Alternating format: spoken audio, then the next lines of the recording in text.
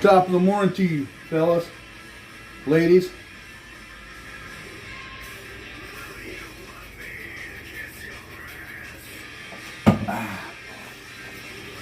So anyways, good morning everybody.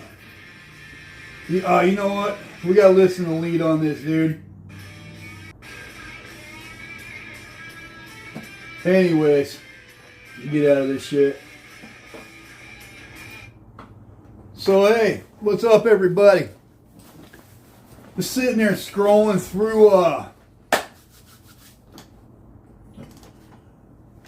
through my phone this morning.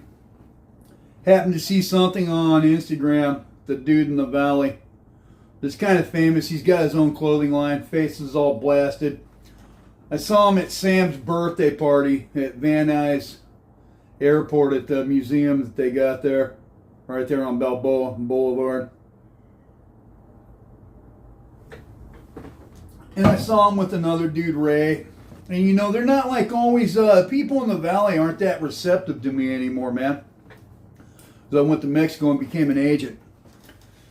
And, whatever. I left. I didn't want to create a scene at Sam's, or be part of the scene because it seemed like there was three of them. They were going to create a scene with me, maybe.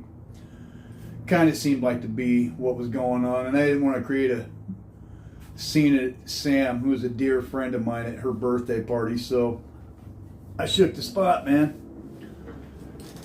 People in the valley, you know, I've got these two videos that are out now that are on this, and you know, my story's starting to blow up a little bit. I've been back online with Agape 423, and I've been talking to the people over at Ed Calderon's camp too, quite a bit. Hopefully Ed and Eddie, his vice president or whatever, hopefully we're gonna have a phone call on Monday and we'll see what's up with that. They wanted me to sign a non-disclosure agreement. I'm not inclined to do that because it would give other people editing control over anything that I do in the future, if it even sounds like it might have something to do with him. And so I don't want to give someone a green light or a golden key just to drag me into court whenever they want. So I'm not going to sign a non-disclosure agreement. But hopefully that being the case, hopefully we can still work together, man, because I would love to work with those guys, man. I am grateful to... I'm going to say this, Eddie Dennis, who has been the only person I've spoken to thus far, has been very open and been very cordial, respectful, and I've been respectful towards him too. And full disclosure, I love the knives and stuff like that they put out. I think everyone should be armed all the time because no one cares about your life the way that you do, and part of being armed is carrying a knife, and I'm not making a penny off of my videos. I've also very clearly said what I've said in the past. And until I see a reason to retract any of that, I'm not going to. I might in the future, I don't know. It doesn't mean that I'm completely right, but it doesn't mean that I'm wrong either. I have been talking to Agape 423, Jonathan Campos' guy Alex. I called him at his home the other night and he finally answered. And I'm not going to put it on video. But I've also talked to Navy SEALs, and I talked to Travis Haley at Marsoc Marine, and I've also talked to the Department of Defense, now the Department of War. I've gone down and I've done all of these things, but watching one of the guys from the valley get on and start talking about his hood and all of this, a lot of people in the valley don't like me, and you know what? I don't give a flying F. I don't care. They like me, they don't like me. I'm going to be truthful about everything that I can be truthful about. What do you mean? Why can't you be truthful about everything? There are things that go on at work that nobody knows. I'm just going to leave that one at that. But basically, you can basically tell people everything that goes on at work. You know, what do you mean? Nothing I did was top secret, but there are people that have access to top secret information. They're clearly not talking about what goes on at work. There are things that happen. But I'll give you some embarrassing truths about me so you can kind of corroborate what I've got to say.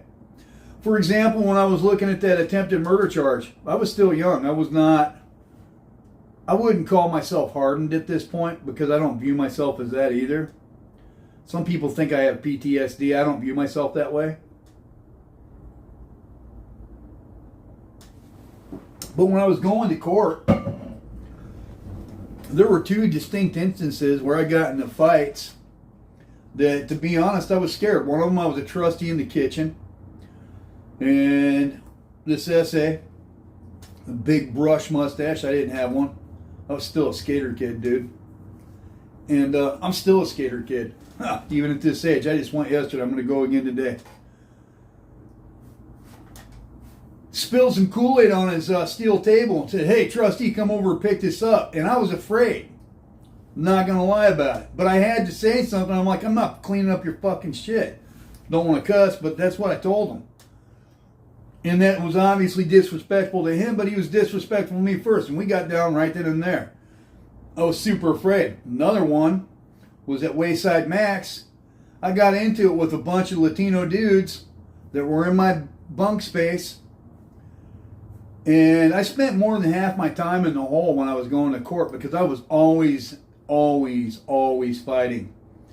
And you know, one day I called my mom, letting her know not come visit me. And you know, I was choking back tears because it was my own fault that I was there. And some people like to portray themselves like super hard, got tattoos blasted all over their face and shit. Whatever. I don't know. Maybe it's fear. Maybe it's their war stuff. I don't know. I'm not going to be disrespectful, and I'm not ever going to say anything that I wouldn't say right to the person in public. Something's either true or it's not. And I'm not the world's ultimate badass, but you know, working in Mexico and having my upbringing, it makes it real clear what you should be afraid of and what you shouldn't. And what I'm really afraid of, the things that I fear most that you shouldn't really let people know, but I'm going to say it anyways. I fear God. I fear offending my God, bar none. And I fear anything ever damaging the relationship that I have with my wife, with my marriage, because her and I have been lockstep every bit of the way. And she doesn't agree with the way that I do a lot of things. In fact, a lot of times she'll tell me not to do something. I go out and do it anyways because that's just the way I've been ever since I was a boy. The first night I was in the Bering Sea, used to fish and crab in the Bering Sea for several years. My mother wrote me a note. She's dead. She died the day I got home from the Bering Sea. She told me, "Bern, ever since you were a boy, you've always wanted to ride in the eye of the storm. And now it seems like you're doing it literally." You know, because I would jump off train bridges. I've always been a daredevil since I was a kid. But it doesn't mean that I don't feel feared. So when I was locked up, going through that when I was younger, you know, of course I felt fear. And it's shameful to admit that because you're a grown man. Oh, you got all blasted, but here you are feeling fear. Of course I feel fear, man. Of course I do. But you also get to the point where you're just not going to put up with some stuff. And that's kind of like what happened with me. You know, the dude's talking about joining the Navy and stuff like that. I don't know if he did or didn't. I don't know his story. He's a little bit younger than me, but we are from the same place. And the Violin Boys that he was talking about on his thing, I absolutely know about him. It's a Latino gang. I don't know what his story is, and I'm not going to claim to know it. I know what my story is. About that, I get a lot of heat on some of these other comments of people talking smack like Go Korchevichian doesn't do jiu-jitsu. They're always clowns that don't know what they're talking about because Go Korchevichian absolutely does Brazilian jiu-jitsu. Gene LaBelle, God rest his soul, who used to wear pink to the dojo all the time, absolutely does judo. Gokor does sambo, does judo, does Brazilian jiu-jitsu. So you get these clowns on there that want to talk like they know what they're talking about, or clown or something like that, having people kick me in my head. All these suppositions. And then you get people that think you're outright lying. There's basically three of us. There's myself, Ed Calderon, and Jonathan Campos, 423. There's some other people that are attached to the periphery of that. Vincent Vargas, Katarina Schultz, and others. Fernando Puentes, that have periphery roles, but basically the people that have worked directly for the Mexican government with a Mexican weapon in their hand that had Secretaría de Defensa Nacional stamped right on it. There's only three of us, and out of the three that are public figures. And out of the three, I'm the only one that's been posting pictures of me at work, several. Videos of me at work, several. Posted my carta de comisión and my paycheck stubs. I've got several of that and shown it to everybody. And have not hidden who I am. I'm going to let you guys make up your mind about what's legit and what's not. Because I already know all the hate that I'm getting, and I even prove everything that I've done. But about that, that's actually the point of today's video, because it's not going to be a big video, it's going to be a little video. When you go to Mexico, and you decide that you're going to hunt drug cartels, or work against them, or fight against them, or however you want to put it,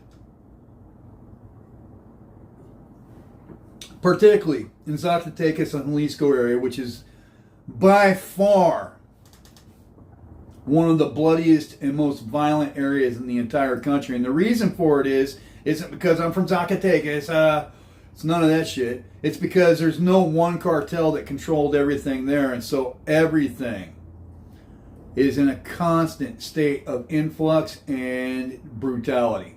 That's what it is. My wife and I had a 2-hour and 45-minute gunfight at the Club Cactus right next to our house on Avenida Hidalgo on the second floor. It started with about 6 or 7 shots from a 9mm. They came back about 5 minutes later with AK-47s and rained down a hail of leaden bullets for 2 hours and 45 minutes. It was in the news, and I've got firsthand pictures of living in that apartment and video of the direct and immediate aftermath, with my wife hiding in the bathroom,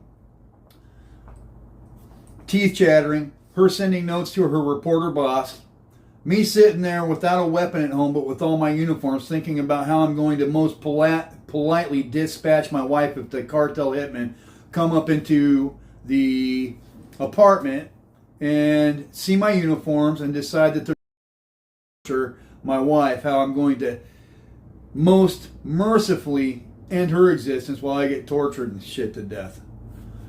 Not something you ever want to have to live through. So there's a lot of portions of my story that I can get into. But about that, a lot of my brothers and I have for a long time, and even Mark Denny from the Dog Brothers told me one time, he's like, I don't know if you're an idiot or if you're a genius by being so open on Facebook with everything that I was putting on. And I've got pictures going back several years. And that's kind of the point of this video, is people will sit there and say that you're lying. My brothers and I have been very proud. And I don't like using the word courageous towards towards anything I do, because it's kind of like arrogant. I don't want to be that way. I don't want to come off that way. But my brothers definitely, being Mexican, born Mexican, post pictures of them at work in uniform and have for years. Not just a couple either, several. There's pictures all over. And then I've also got brothers that I worked with from the Once Aba, which is the 11th Military Zone from the 5th Military Region in Zacatecas. Also others from the 14 Aba, which is a different military zone, that are in Aguas Calientes, etc., etc. And we all proudly post pictures of us in uniform in one of the bloodiest areas in Mexico, and have for years, way before 2016, when other people have come up with their stuff. This isn't me clamoring for fans. I'm not making a cent off of this. I'm doing my story because I want people to be truthful. And people with the major podcasts have blown me off when I've got direct, first-hand knowledge, as do my brothers who are all Mexican, still making pesos and still wearing the uniform. And they just get blown off like they're cold turkey 3 weeks after Thanksgiving, right? Not having it. So that's why I became vocal about what I'm doing. Just this morning, someone came to my door with a gas can with tattoos all over his neck, because I live in Portland, so there's weird people floating around, and you never know what you're going to get. But that's okay, too. We still put our stuff out there. Been doing it for years. And so anybody that doesn't, I would be like, hey, I would maybe require of them a little bit more validation before people publicly accept what they're saying is the truth or is gospel or as them as an expert or anything like that. You know, people are calling Portland a war zone right now. It is absolutely not a war zone. I had Hector Bravo, excuse me, Hector, sorry about that. I had Hector Bravo bleed out when I stated exactly where I live because I don't want my wife taking any heat while I'm not at home. But I'm going to tell you right now that I know for a fact it's not a war zone in front of the Department of Homeland Security. Absolutely not. And that's not to get into whether the right or left or libertarians or whoever are correct or Antifa or anything like that. It's to get into that people often portray something online that's not accurate. And I am 100% against that. I have these podcasts coming up and I've got the plane tickets already purchased, right? And people can see this video today and be like, you know what, we don't want to talk to that dude because of blah, blah, blah. They don't have to talk to me. I'm going to continue portraying my side of the story as I saw it through my ears, or my eyes and ears, between May 2012 and the end of 2016. So 2012, 13, 14, 15, 16, right? Before that or beyond that, I don't have firsthand experience, and I'm not going to revamp or up my story, you know. There are a lot of times when you go out on patrol and nothing happens, and then there are other times when you'll go to Osiris or any of these other checkpoints that we have where we're going out, trying to get a half hour of sleep because we're working, or 3 hours of sleep, and we get woken up a half hour later because something's going on and there's bodies somewhere. So it goes both ways. Anyone that tries to act like they're Jason Bourne or whatever, I would be suspicious of that. I would be suspicious of it if I said it. I'm not Jason Bourne. So let me check and make sure this thing's still recording. It is. So, you know, that's kind of the gist of this video. I'm going to continue pushing my story, and I will try to make a movie or a book out of it because it is something that doesn't happen every day. I'm not trying to fill your page with ads, and anything that you see on my YouTube channel while you're viewing any of my videos, I'm not making a penny off of it. I've got like 188 subscribers. If you like what I'm putting out, like and subscribe by all means. But as far as ad or revenue money, I think you have to have 1,000 subscribers or something. I'm way far away from that. I'm not even close. As far as being articulate or eloquent in what I'm saying, using college level words, juxtaposition, amalgamation, all this other things. Sometimes I convey myself a certain way, and then other times I don't, you know. I go both ways with it. You want books on metallurgy and stuff like that, I've got them right here. Algebra and trigonometry, chess. Shout out to Mr. Paget at Cleveland High Chess Club. Was thinking about you the other day. I can either be I'm not going to try to come off as artificial. Sometimes I'll speak the way that I do on Hector Bravo, and other times I'm going to speak the way that I do with Mark Gagnon. But I'm always going to try to bring you something that is honest, genuine, and a genuine reflection of what my experience was. My storytelling ability will probably improve in the future. Right now, it's what it is. And if you don't like it, not a lot I can do for you. I'm not going to apologize for being myself. Nobody should. Not something I would require of anybody, as long as you're coming to you respectfully and honestly. As long as I maintain those two criteria, I have nothing to worry about. So if you don't like it, don't tune in. Search function's right there. So, I don't know. That's enough out of me for the day. I've got a graded quiz. Wanting to become a lawyer. I do want to speak about this. I can go up in here. I'm not going to dox myself. My first and last name are right there in the top corner of my email tab. You guys know my name. I have plenty of friends that can validate where I was, doing what I was, exactly what I was doing, that still work there.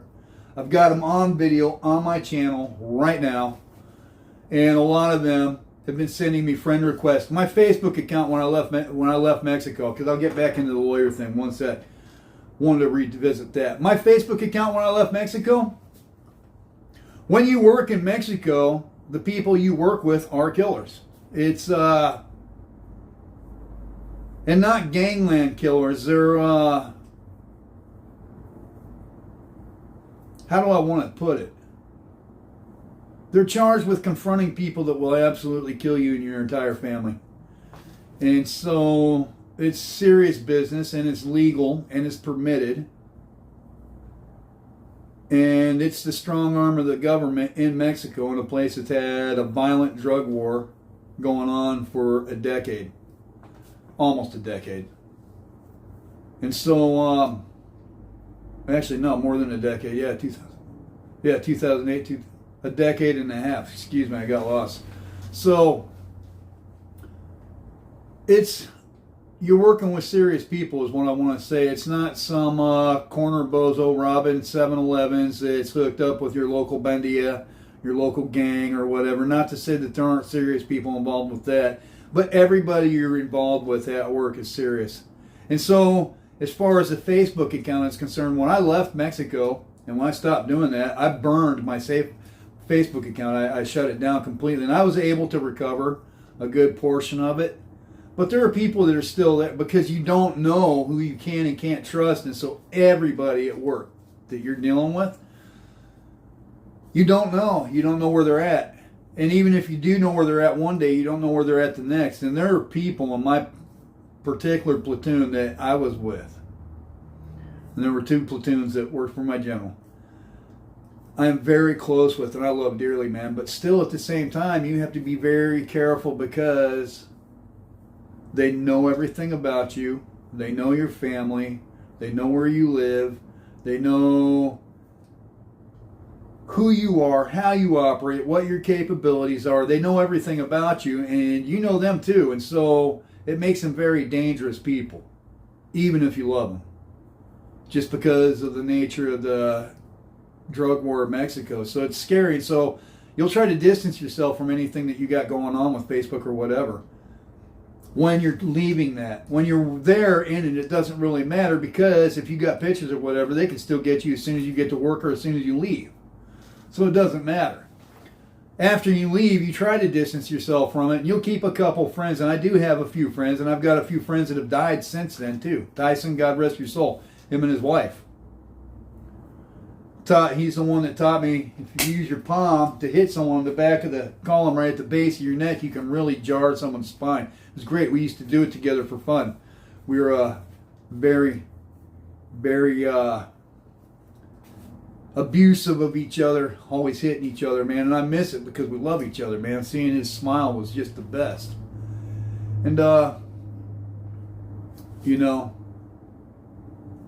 so the Facebook thing, that's kind of explaining that. I don't know where my channel is going to be going in the future, but I do want you guys to know that it is my purpose, leaving money out of it and getting back to the ads and whatnot. I'm not making a penny off of this, telling you any of it. I'm not someone that's motivated by money. Obviously, we all live in a world where you have to generate an income in order to make your way, because we live in a world that isn't a sustenance-based economy like they would have up in Nunavut in Canada, where they still have sustenance-based economies, or in some places in Alaska, which I've been to. In our world, we live in an economic system where you have to generate legal tender in order to purchase things and products, and it's not a barter system. That being said, I don't monetize my channel at all. I'm not making any money off of any ads, and so anything that I put out there, I'm not making a penny off of it other than a book or a movie deal that I might have coming along in the future.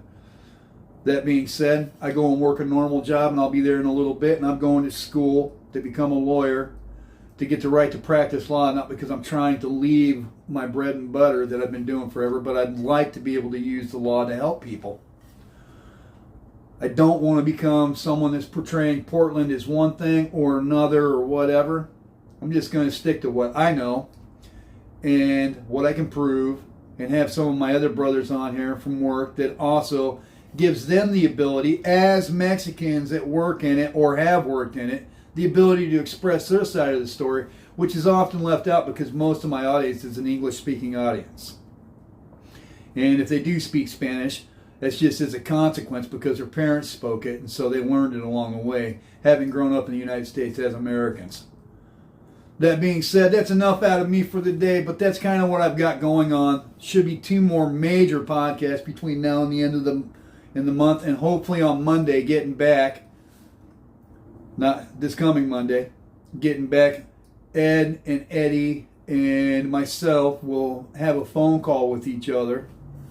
because I think that Ed Calderon's story is valuable. I'd like to see it substantiated a little bit more, and there are some things about Ed that are fascinating. His accent, or lack thereof, is fascinating to me. I've been in 20 different states of the Mexican Republic, and I have never heard someone speak English without an accent the way that Ed does. And I have nuclear physicists as friends in Mexico from the nuclear physicist school right there in Zacatecas. And I'm going to leave their names out of it, but very highly educated people that would have a chance not to speak English with an accent, and they still do. And I've lived in Tijuana too. Never heard someone with Ed's lack of accent. That's just amazing to me. As is his lack of his maternal last name and being able to pinpoint him down.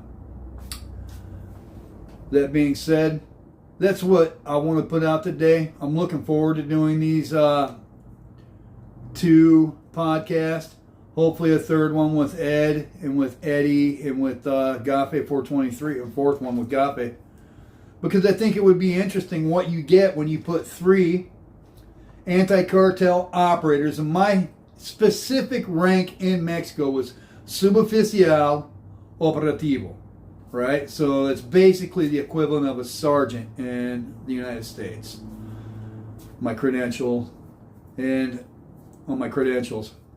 Also, I entered there as an instructor for hand-to-hand combat, and I've got documents backing that up too, and eyewitness testimony. So, you know, I don't have a problem letting people know everything about me, because you ought to be able to weather the storm when it comes to people that are in the know or people that want to be in the know, which is just like normal people that want to validate that what you're saying is true.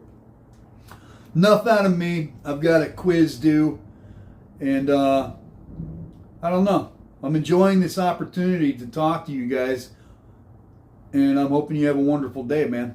Cheers. Thanks.